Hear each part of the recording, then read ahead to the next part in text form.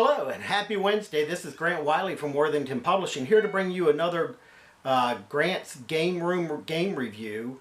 Today we're going to be reviewing one of Worthington Games' original titles, Cowboys, Gunfights in the Old West, a game for 2 to 10 players. And there's a reason I'm reviewing that today, and I'll explain what that is, but first a little bit of housekeeping. If you're enjoying our videos, please go below, click the subscribe and notification icon. That way you're notified when we do our update videos. Friday I'll be doing a Grant's Game News video, collecting news from around the gaming world. If you've got something you know about, please email me at cartking24@me.com and I'll be happy to throw it in on the news. So if you're a game company, aspiring game designer, looking for somebody to publish your games, just let me know. Second, a little bit in the housekeeping genre, for those waiting on Enemies of Rome in Saratoga, Trenton, and New York, we have had contact from the printer that we are at the top of the list and that they had a slowdown due to the fact of a holiday period overseas, and that they are moving production facilities to a larger facility to better accommodate their game publishing. Also, guys, if you're looking for a great convention, gaming convention to go to, I can recommend none higher than the PresCon Winter Nationals in Charlottesville this year, February 19th through the 25th. And that's at a beautiful DoubleTree hotel. They got a huge game auction on the 24th. They've got vendors there. We're there. Mark Miklos runs a RevCon game tournament where you're playing Liberty or Death, 1775, all these various Revolutionary War games. He's got the room-themed Revolutionary War music playing. Columbia Con is also there. If you're a blockhead and enjoy Columbia games, guys, go there and get your block fix on because it's happening.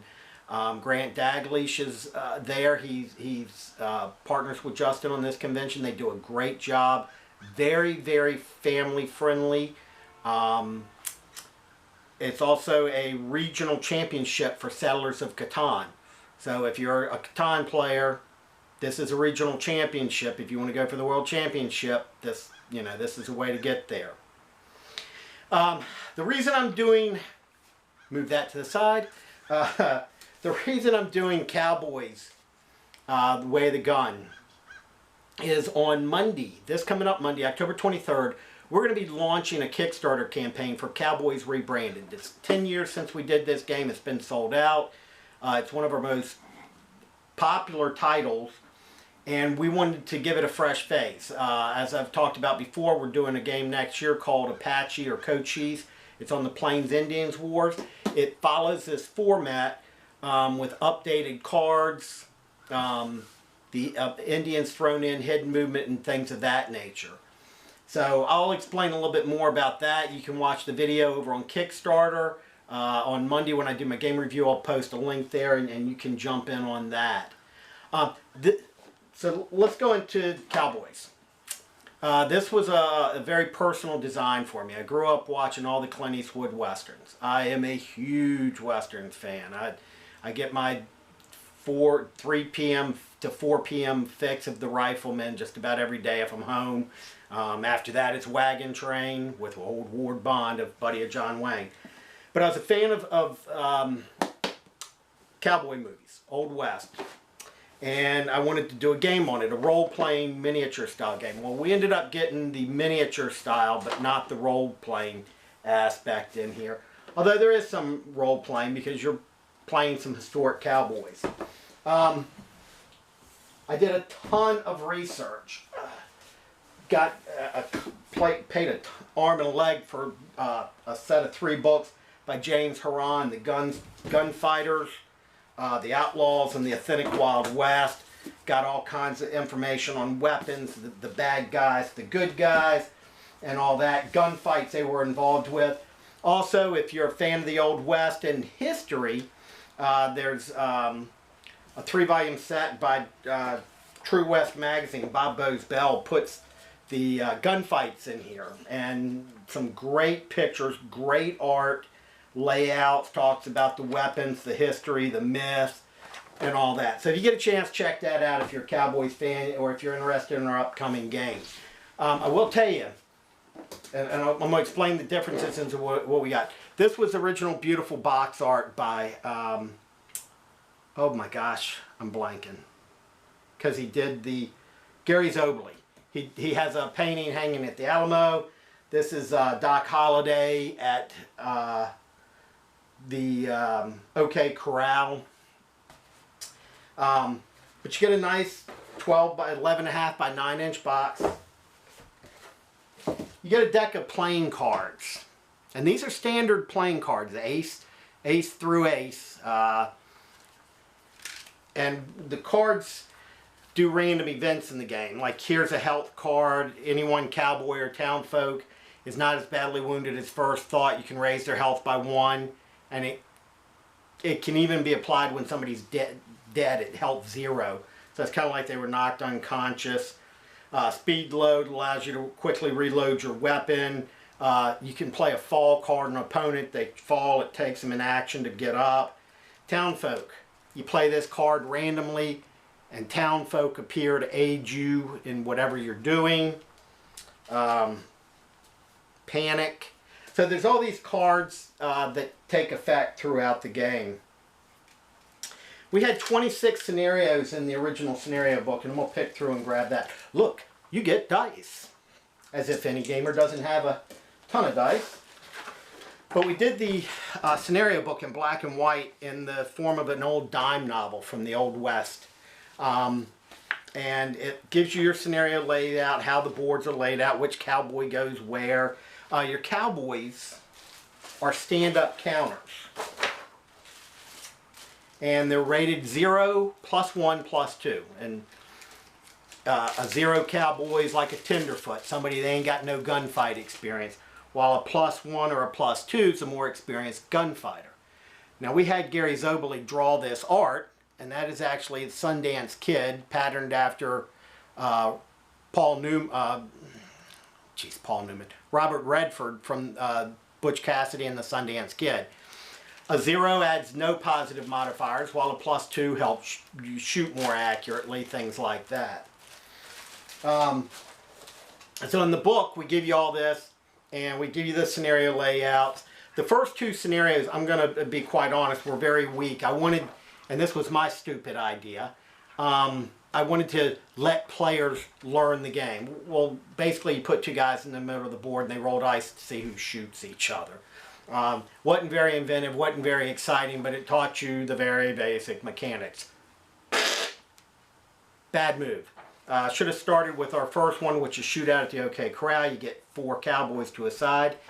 And you could actually play this with 8 people because each scenario was playable with, you could take a side or you could take the cowboys on that side. So it made it a very good party game.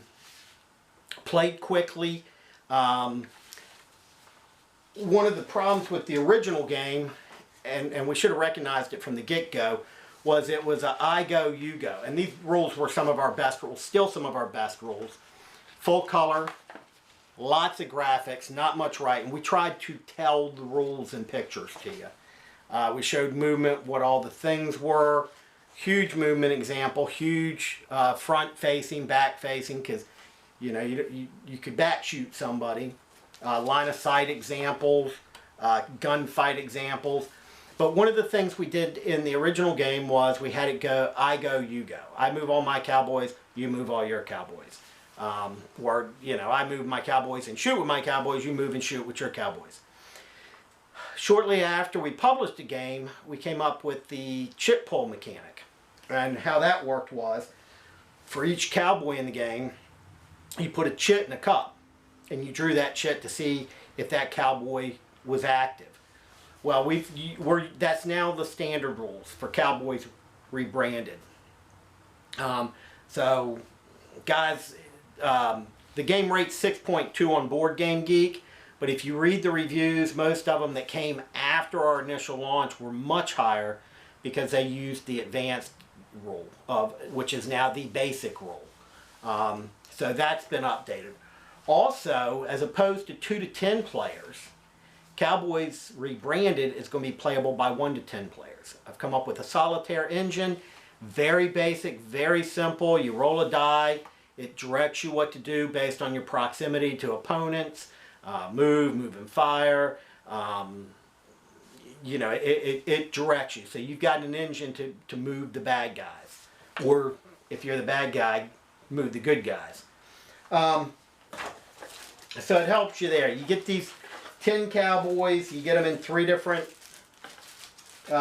configurations, 0, +1, +2, that's all these guys. And we did a Clint Eastwood looking figure, a John Wayne from Hondo looking figure, an Eli Wallach looking figure.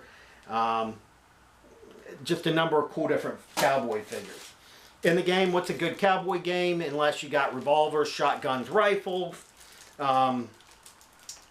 pistols. If your cowboy was killed, and where's my favorite thing? Ah, here they are. We got bowls in here. You got a bowl? You want a bowl? We got a bowl. So you got that. But when your cowboy was shot or killed, where is it? Where is it? I know it's here. There's a wagon. Got a wagon. Okay, of course I just saw one and now I can't find one. You got horses. You can go mounted, dismounted. You've got town folk. And these are people that only...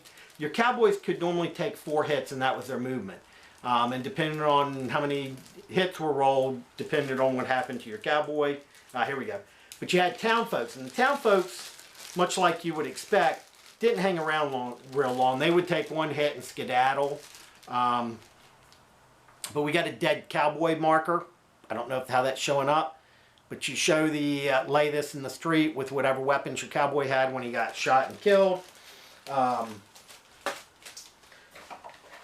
We are updating the scenarios for Cowboys Rebranded. You're getting some new scenarios. And you had these geomorphic boards. Town, prairie, canyon, stable. There were 6 of them. What we are doing different with Cowboys Rebranded is you're getting a 20-inch by 30-inch town board that flips over and is a 20 by 30-inch prairie farmhouse stable board. These old boards will butt up to the new board. So if you want to make yourself the biggest cowboy town in the Old West, you can lay out Deadwood or Tombstone or whatever you want. Or if you just want a bunch of open prairie, you can lay them out like that. But the board will be 20 by 30 on the new one. It'll be a town board. You ain't got to rearrange it. We're going to simplify setup on it. I know this is a little bit of a review and a preview, so it gives you an idea on what we're talking about. This was one of my favorite games, guys, of ours, of all time, for these facts. Let's see, what else do you get? You got your cowboy chart, turn record chart, your weapon range, pistols better short range, rifles better long range, although rifles good short range too. Shotguns very good short range, not so good long range. You had to reload for pistols and for rifles. In the new game, you're not going to have to track rifle ammo. You take 2 shots at a time. There's 16 rounds of ammo. It was just too much of a pain in the butt. As a stretch goal in the new Cowboy games, we're doing plastics. We've had a sculptor give us sculpts for the 5 of the 10 Cowboy figures in here. And when we hit the stretch goal of I believe either 35,000, I believe, it unlocks the 10 Cowboys, 5 Cowboys in two poses or 2 colors. It's got a unique tracker base that you lift the cowboy up, you rotate it around when he fires. So there's a base that tracks his health, there's a base that tracks his ammo. With the original Cowboys, you used a cowboy track, and this was pretty simple. I mean, we didn't make these huge. You could put weapons on here, and there's the Sundance one. So when he was on board, you could put this in front of you, track your revolver ammo, your health, your rifle ammo, whatever you had. There was a simple system for fist fighting, just about anything you could think of from the Old West. And guys, all in all, if you're looking for a fun party game, and I've used this at at parties. Nothing like, you know, you're a team of bad guys going in. You're playing Cowboys and Indians, just like when you were a kid. Except for the scenarios are based on historical movies and true history. I've got gunfight at the Old Way Corral, some gunfights you've never heard of. We had a town fight with the Cattlemen. That's based on Open Range, the great Kevin Costner, Robert Duvall movie. Stagecoach, Butch and Sundance, Last Ride, The Crazy Bunch, The Great Northfield Raid, Billy's Escape, if you ever seen Young Guns. So there's a lot there going on. Again, that's just a review of the game. And also a preview of the upcoming Kickstarter. That was the board box, not me, okay? If you got any interest, please go out and back us on Kickstarter starting on the 23rd. It's only going to be a 2-week campaign. Either we're going to hit our goal or not.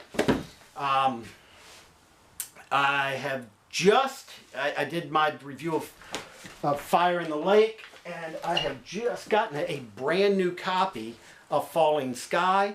So I'll be doing a review of this one probably on Monday. I want to play it some over the weekend and give you my reviews. And I'm also going to do a classic next weekend, sticking with themes. I'm going to do Caesar at Elysia, the old Avalon Hill classic, which is a great game, one of my favorite games. I've got 2 copies on the shelf behind me.